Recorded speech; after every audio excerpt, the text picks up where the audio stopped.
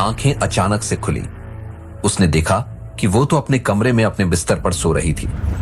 उसे तब समझ आया कि उसने अभी अभी जो देखा वो सिर्फ एक सपना था। उसकी सांसें अभी तक तेजी से चल रही थीं। हे भगवान, मैं तो डर ही गई। ना जाने क्यों आजकल मुझे इतने अजीब से सपने आ रहे हैं। लेकिन चित्रा को तो इस बात का आइडिया तक नहीं था कि यह सपना सच्चाई से बिल्कुल दूर नहीं था। नक्श ही भानुशाली ग्रुप का सीईओ बन चुका था। दरअसल कुछ दिन पहले नक्श को अपने दादाजी यशवर्धन भानुशाली का कॉल आया और उन्होंने उसे अपने ऑफिस मिलने बुलाया। आखिर आज इतने सालों बाद हमारी मुलाकात हो ही गई नक्श बेटा। तुम इससे पहले कुछ कहो, मैं तुमसे तहे दिल से माफी मांगना चाहता हूं। मैं जानता हूं इतने सालों में मैंने तुमसे बात करने की कोशिश नहीं की, लेकिन मैं करता भी तो किस मुंह से। मिस्टर भानुशाली, हम दोनों जानते हैं कि हम यहां ये इमोशनल बातें करने नहीं आए हैं, तो सीधा काम की बात करते हैं, वरना मैं चलता हूं यहां से। यशवर्धन अब समझ चुके थे कि नक्श अब उनकी बातों में नहीं आने वाला। नहीं नहीं बेटा, भानुशाली ग्रुप को तुम्हारी बहुत जरूरत है बेटा। तुम्हारे दादाजी को तुम्हारी बहुत जरूरत है। मैं जानता हूं मैंने तुम्हारे पापा के साथ कुछ ज्यादा ही ज्यादती की थी। मैं इसके लिए शर्मिंदा हूं। जिस एम्पायर को तुम्हारे पापा ने बड़ी मेहनत से खड़ा किया था, आज वो एम्पायर टूटने के कगार पर है। मैं चाहता हूं कि तुम ये कंपनी ज्वाइन करो। नक्श को अपने दादा को इस तरह इमोशनल देखकर बुरा लग रहा था, लेकिन वो अपने चाचा दर्पण भानुशाली, जो कि इस कंपनी के फिलहाल सीईओ हैं, उन्हें बिल्कुल पसंद नहीं करता था। दादाजी, मैं कंपनी ज्वाइन करने को तैयार हूं, मगर अपनी शर्तों पर। शर्त? कैसी शर्त बेटा? मेरी पहली शर्त है कि मैं ये कंपनी तभी ज्वाइन करूंगा जब मुझे इसका सीईओ बनाया जाएगा। बेटा, ये तुम क्या बोल रहे हो? तुम अपने चाचा की जगह कैसे ले सकते हो? ठीक वैसे ही जैसे चाचा ने मेरे पापा की जगह ली थी। और हां, मेरी दूसरी शर्त यह है कि मुझसे मेरे काम करने के तरीके के बारे में कोई नहीं पूछेगा। पैसा कहां से आ रहा है, कहां जा रहा है, कोई सवाल नहीं। मुझे अपने तरीके से काम करने की पूरी फ्रीडम होगी। नक्श की इन शर्तों को सुनकर उसके दादाजी के पैरों तले जमीन खिसक गई थी, लेकिन वो भानुशाली ग्रुप के गिरते हुए शेयर के बारे में अच्छी तरह से जानते थे। ये शर्तें सुनकर ऐसा लग रहा है जैसे तुम मुझसे किसी जन्म का बदला ले रहे हो बेटा। लेकिन ठीक है, मुझे तुम्हारी ये 2 शर्तें मंजूर हैं। दादाजी, ये तो बस शुरुआत है। मैं समय समय पर आपसे कुछ ना कुछ डिमांड करूंगा और आपको पूरी करनी होंगी। आखिर ठहरे तो आप मेरे दादाजी। इधर चित्रा के होश इस अजीब से सपने के कारण उड़ गए थे। वहीं दूसरी ओर अनिका के होश नक्श को सूट बूट में देखकर उड़ गए थे।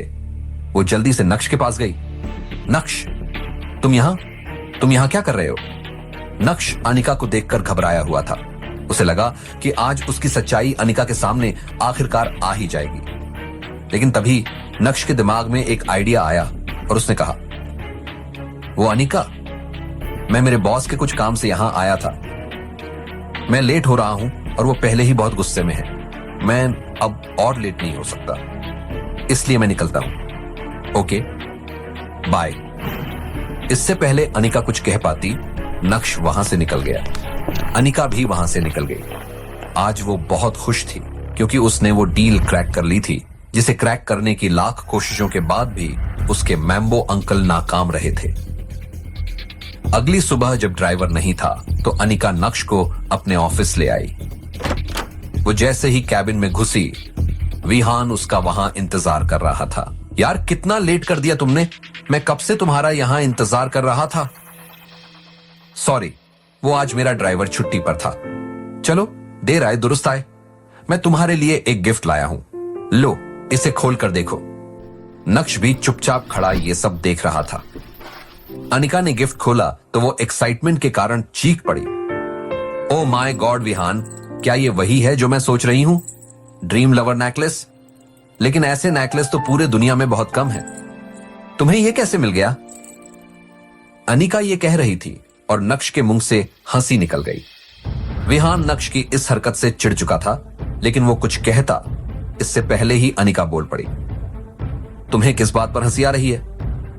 अनिका, क्या तुम सच में ये ड्रीम लवर नेकलेस की रेप्लिका असली लग रही है?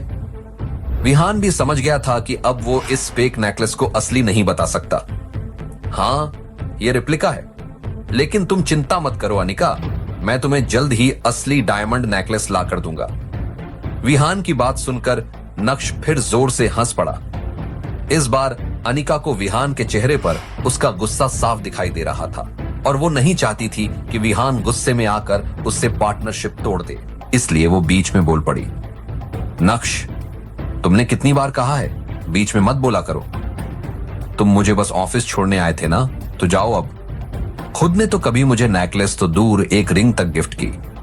हाँ अनिका, मैं जानता हूं, और मैं तुम्हें एक दिन असली ड्रीम लवर नेकलेस ला कर दूंगा, आई प्रॉमिस। इतना कहकर नक्श वहां से निकल गया और उसने अपने दादाजी को कॉल लगाकर रियल डायमंड नेकलेस की डिमांड की। इसके बाद वो घर जाकर अपने ऑफिस के लिए निकल पड़ा। वो अपने स्कूटर पर था। वो जैसे ही कंपनी के गेट में घुसने लगा, पीछे से एक गाड़ी ने उसे टक्कर मार दी। नक्श ने उठकर खुद को संभाला और देखा कि वो एक बहुत महंगी लग्जरी गाड़ी थी। उसमें से एक लड़की उतरी और चिल्लाते हुए नक्श की ओर आने लगी। आखिर कौन थी ये लड़की? क्या करेगा अब नक्श? क्या नक्श की ड्रीम लवर